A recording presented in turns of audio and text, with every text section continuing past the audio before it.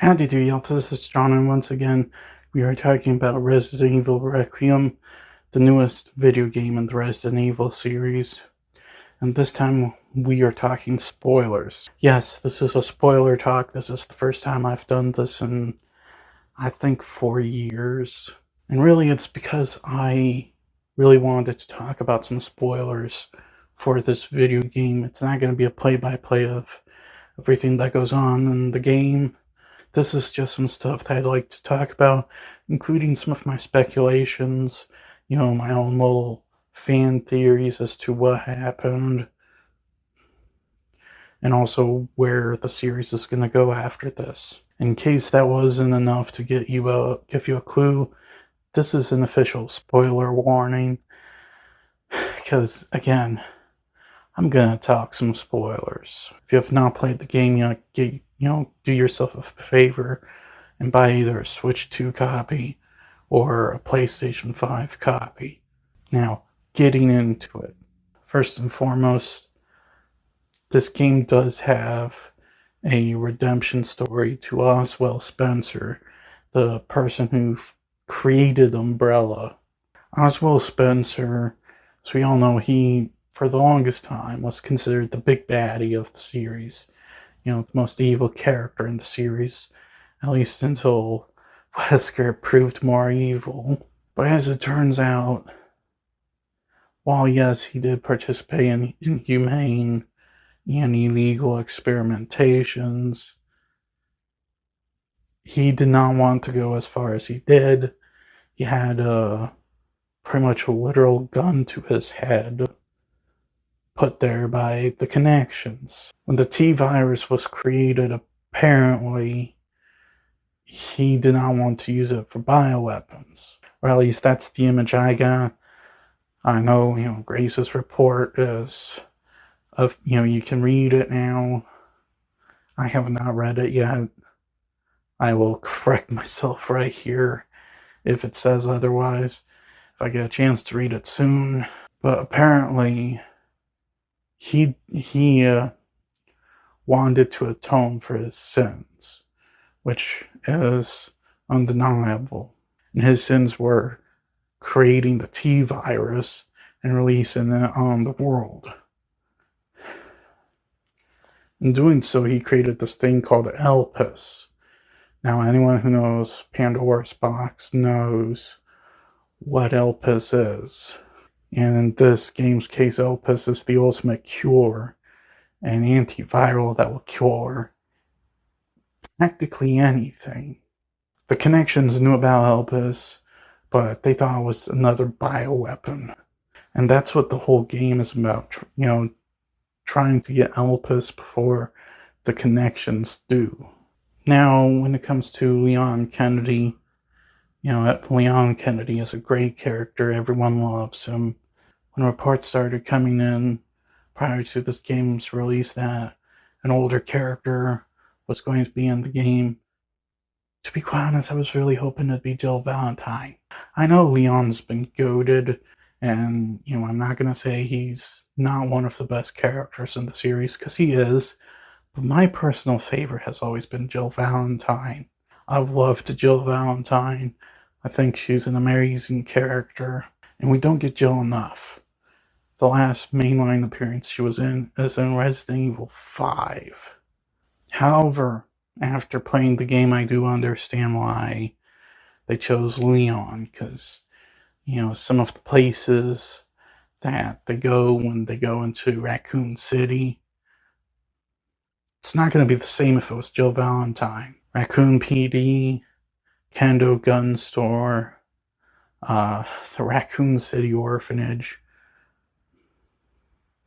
It's more Leon's area than Jill's area. Now, if they went to Spencer Mansion, that would have been an entirely different story. Spencer Mansion is Jill's territory, and Chris Redfield's. It'd make more sense if it was one of those two.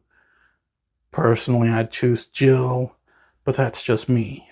Leon in this game is, and I'm also going to talk about some of the stuff he goes through. The guy is definitely sick.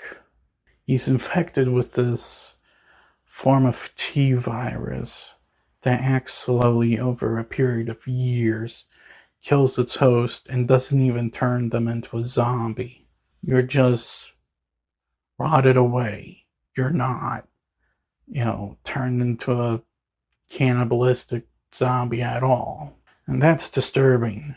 And, when you're introduced to Leon, you see some of the signs of the infection. There's blackening in his neck right here. His left hand, all of the veins are all blackened and stuff. And he slowly, progressively gets worse and worse as the game goes. And the worse and worse he gets, the harder and harder it is to play as him. They do this deliberately, you can tell.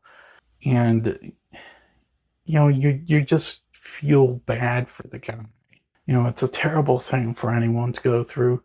And it's happening to a fan favorite character. Now, when it comes to Grace Ashcroft, great character, immediately relatable. Grace Ashcroft, while she's an FBI agent, this isn't something she's used to. She's not used to going into the field. She's more of a desk jockey, really. But sooner or later, they all have to go to the field. And this is definitely one heck of a debut for her. What makes this very tragic for her is it's all connected to her mother's death. Her mother was murdered right before her eyes, and it's a fan favorite character, Alyssa Ashcroft. Now, I will admit I don't have that much of a connection with Alyssa Ashcroft. The only time I heard about her was playing in Resident Evil 7 Biohazard, where you're going through the Baker house and you find an article written by her. That's my only experience with Alyssa.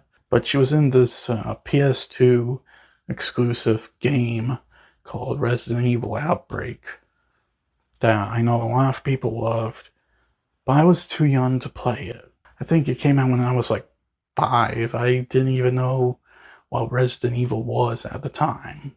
I didn't even get a chance to play the games until Biohazard came out. So, of course, I don't know much about Alyssa Ashcroft. I just know what I hear and what I read. That is it. But as far as, what I know about her from this game, I think she seems like a great character. And if they remade Outbreak or did a spin-off prequel with Alyssa as the lead, I would not mind playing that at all. But as I was saying about her daughter, Grace is very relatable. She's very human. She has an anxiety disorder, which, like I said, gets the better of her sometimes. She has these panic attacks, and bad things happen because of them. And it's something that she has to overcome.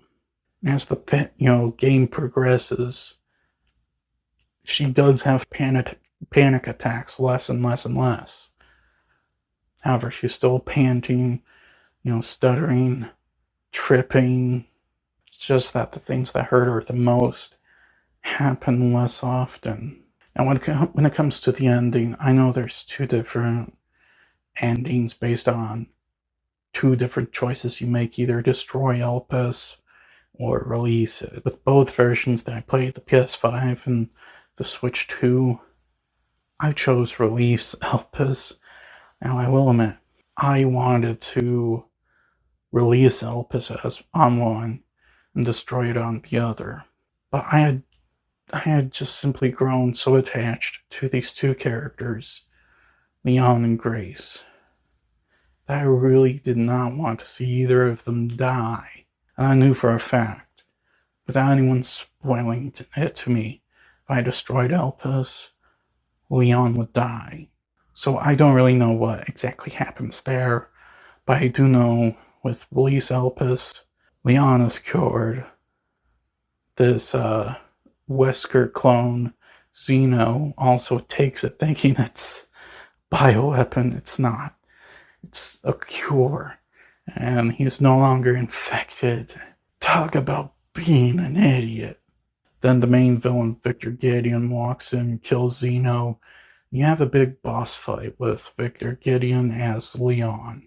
After that, after Victor Gideon's killed, Chris Redfield's BSAA units, which the BSAA is kind of divided into two forces now. But Redfield's units, come in, save Leon and Grace. And this little girl that's been helping Grace out, Emily, is also cured because she's infected as well. Turns into a monster. Grace adopts her and then it leaves off with a cliffhanger that I think leads directly to what they're probably planning on doing with Resident Evil 10. Because let's face it, as big of a hit as Requiem is, they're going to do Resident Evil 10. Undeniably. How long it takes them to make it, I don't know. I do know this, though. If it's Grace Ashcroft and another legacy character together, I'm hoping it is either Jill or Claire Redfield. Again, I love Jill. She's my favorite Resident Evil character. Claire, I think, is very underappreciated as well. I personally put her up there with Leon and Jill. And, I'd like to see where Claire is at this point. I know there's those animated movies, and I know, she's in Revelations 2, but a lot of time has passed since those movies, and also Revelations 2, and I'd like to see where she is now. But I will say this, though, if they don't bring back Claire, but bring back Jill, I'm going to geek out. Anyway, those are my spoiler thoughts regarding Resident Evil Requiem. Now, I know I didn't talk about Emily that much, the little girl, but this is just simply the stuff that I really wanted to talk about the most. And I really hope that you guys enjoyed this video. Well, that's all I have for today. Please look forward to more videos real soon. Please hit the like button if you enjoyed this video. Please also subscribe if you're new to the channel. Please don't forget, I also have a secondary channel, video game content. Please go check it out. And as per usual, please remember, the Badetsky will return.